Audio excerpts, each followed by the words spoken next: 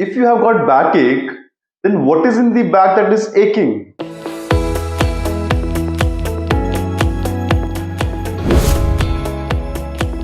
कमर में वो क्या चीज है जो दर्द कर रही है?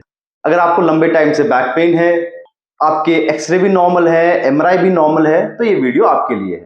अधिकतर जो मरीज मेरे पास आते हैं वो मेरे से कहते हैं कि सर मुझे डिस्क की प्रॉब्लम है, मुझे बैक एक है। तो मैं ये पूछता हूं कि क्या डिस्क ही ऐसा स्ट्रक्चर है कमर में जिसकी वजह से बैक पेन होता है? In fact majority of back pain जो होते हैं वो डिस्क की वजह से नहीं होते।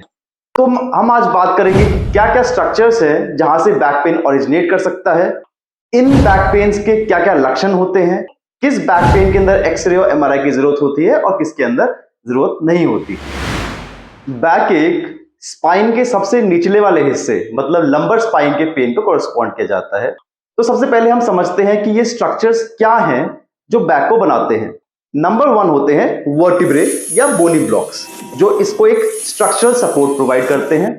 नंबर 2 होती है डिस्क जो दो वर्टिब्रे के बीच में पाई जाती है और इन दोनों वर्टिब्रे को एक कुशनिंग इफेक्ट देती है।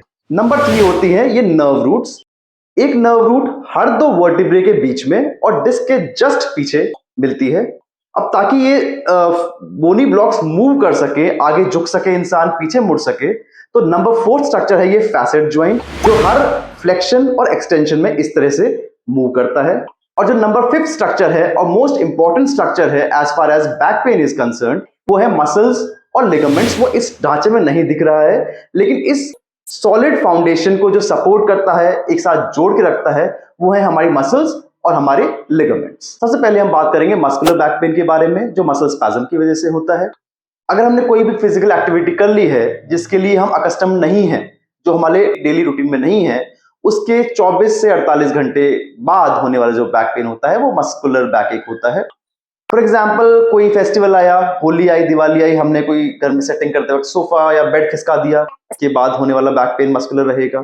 हम जिम नहीं जाते हैं या वॉकिंग के लिए या रनिंग के लिए नहीं जाते हैं, लेकिन हम जोश में किसी दिन चले गए, उसके बाद होने वाला जो बैक पेन है वो मस्कुलर रहेगा। स्विमिंग, डांसिंग अगर हम रूटीनली नहीं करते हैं तो उसके बाद होने वाला जो बैक पेन है वो मस्कुलर रहता है। ये बैक पेन जरूरी नहीं है कि कमर के बिल्कुल बीचों बीच हो, ये दोनों साइड में से कहीं पे भी हो सकता है।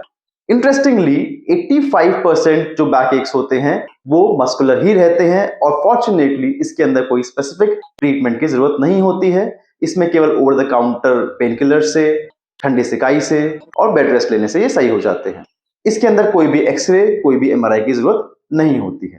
जो सेकंड स्ट्रक्चर है जो बैक पेन करता है वो है डिस्क, जिसको हम कहते हैं डिस्कोजेनिक बैक पेन, जो एज रिलेटेड डिस्क डिजेनरेशन मतलब उम्र के साथ होने वाले डिस्क के अंदर परिवर्तन उसकी वजह से होता है।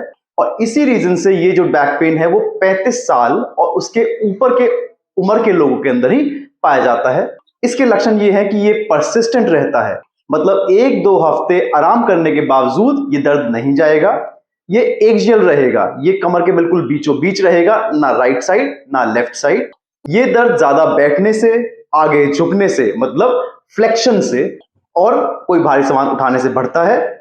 इस बैक पेन को डायग्नोज करने के लिए एमआरआई की जरूरत पड़ती है। जो तीसरा स्ट्रक्चर है जो बैक पेन करता है वो है हमारे फैसेट ज्वाइंट्स, जो दो वर्टिब्रे के बीच में कनेक्शंस होते हैं और जिसकी वजह से हमारी कमर की मूवमेंट्स होती है। ये भी जनरली एज्ड लोगों में देखा जाता है, generally 50 years and above. Facet joints का जो पेन है उसके लक्षण ये हैं कि वो एक्सियल नहीं होता है, वो पैरा एक्सियल होता है, मतलब कि बीचों बीच के राइट साइड में और लेफ्ट साइड में पाया जाता है। ये आगे झुकने से यानी फ्लेक्शन से नहीं बढ़ता है, बल्कि पीछे मुड़ने यानी एक्सटेंशन से बढ़ता है। फॉर एग्जाम्पल अगर हम पेट के बल सोते हैं या किसी ऊंचाई से निचाई की तरफ जाते हैं, तब अगर आपको बैक पेन है तो वो फैसेट ज्वाइंट्स का पेन है। एमआरआई का या एक्सरे का इसमें एक बहुत ही लिमिटेड रोल रहता है। एक स्पेशल डायग्नोस्टिक टेस्ट होता है जिसको हम फैसेटल ब्लॉक कहते हैं, वो इसकी डायग्नोसिस के लिए हेल्प में लिया जाता है। फोर्थ स्ट्रक्चर जो बैक पेन करता है वो है नर्व रूट्स। ऐसा कोई भी रीजन जिसकी वजह से इस नर्व रूट पे कंप्रेशन पैदा होता है, जैसे कि डिस्क हो गया, ऑस्टियोफाइट से एक्स्ट्रा हड्डियां हो गई, कोई इन्फेक्शन जैसे ट्यूबरकुलोसिस हो गया, उसकी वजह से ये पेन पैदा होता है, जिसको हम नॉर्मल लैंग्वेज में शियाटिका भी बोलते हैं। ये एक शार्प, शूटिंग और रेडिएटिंग पेन होता है जो एक पर्टिकुलर पाथवे फॉलो करता है। ये पीछे कमर से शुरू होगा, कूल्हे के पीछे तक, जांग के पीछे तक, टांग के पीछे तक और नीचे तलवों तक जाता है।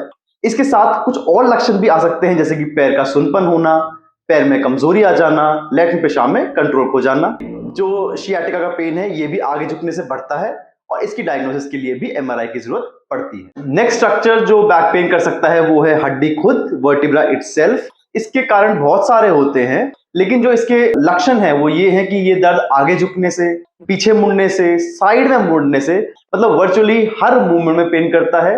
इसका खास लक्षण ये है कि आराम करने से, रेस्ट करने से ये दर्द बढ़ जाता है। इसीलिए ये दर्द इतना बढ़ जाता है सोते वक्त कि हमें नींद से भी उठना पड़ जाता है। इस दर्द के लिए हमें एक्सरे और एमआरआई की जरूरत डेफिनेटली पड़ती है और कुछ कुछ कारणों के अंदर हमें सीटी स्कैन भी करवाना पड़ सकता है। अगर आपको भी कोई कमर में दर्द है तो आप भी अपने स्पाइन स्पेशलिस्ट से कंसल्ट करें। अगर आपको हमसे बात करनी है तो आप नीचे मैसेज में हमें कमेंट कर सकते हैं या फिर नीचे दिए गए व्हाट्सएप नंबर पे हमसे कॉन्टैक्ट कर सकते हैं। Thank you.